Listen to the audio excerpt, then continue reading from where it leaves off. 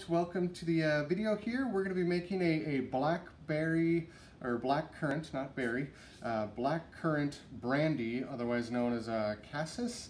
But it's what we've got here is our black currants that we've harvested. This is about the harvest of one bush that we have outside, so not a whole lot we can do with it.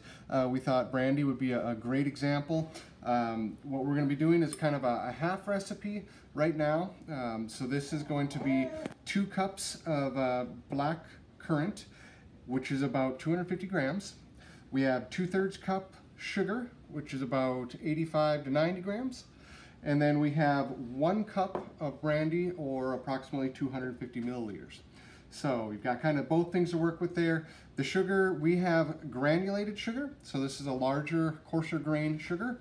We also have powdered sugar. The only way to really reckon both of these would work, because they're going to add sweetness, is to use weights, because obviously powdered sugar is going to be finer. You're going to get more of it in the same cup measurement.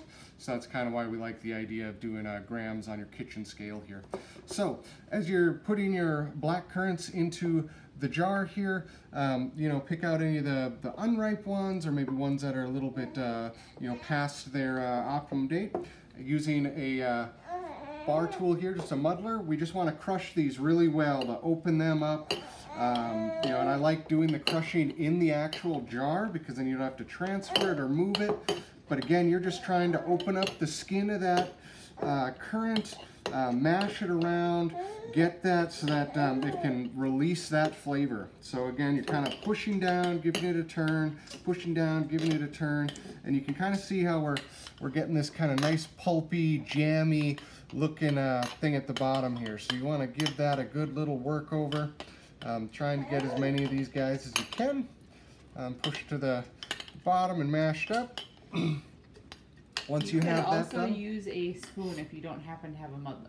Yeah, yep, you can, or you know, frankly, any instrument that'll fit in this jar. The handle of a wooden anything really. I mean, so once we've got that pretty well mashed up there, we're going to add our sugar.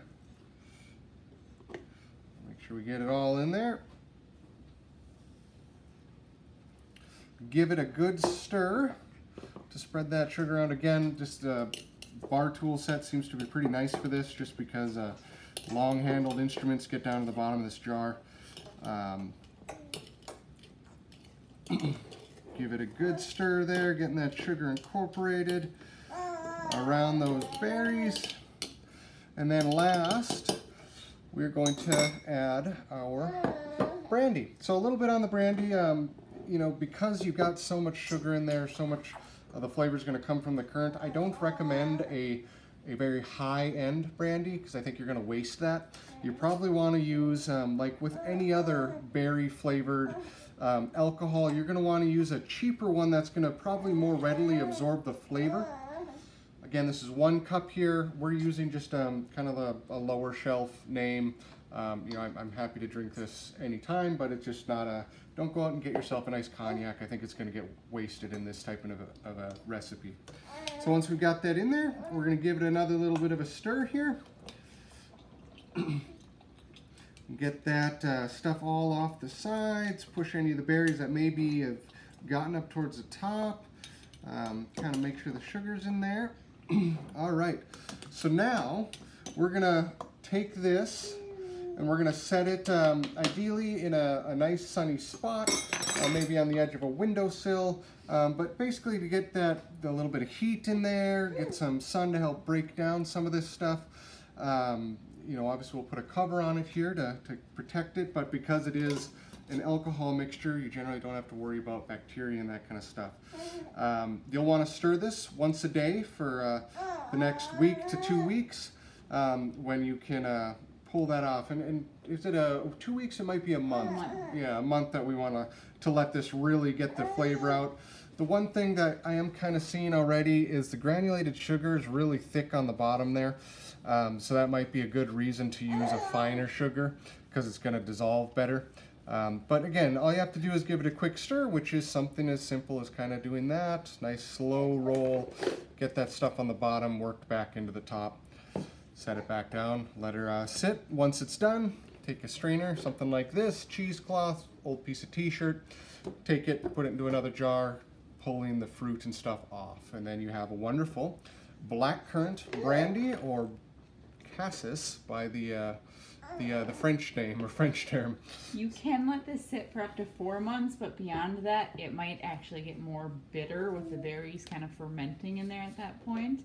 So 1 to 4 months, continue stirring periodically the whole time. And you know, this is our first batch of this. We'll kind of let you know how it goes, but in the comments there, and it's you know, something that you feel free to taste this after a week. If you open it up and you taste it after a week and you like the flavor you have, you can stop the flavor infusion process that way. So that's kind of the idea here, is the longer you let it sit, obviously the more flavor that's going to get transferred. So thank you for watching the video. Please leave a comment or review, subscribe to the channel. We greatly appreciate it. Thank you.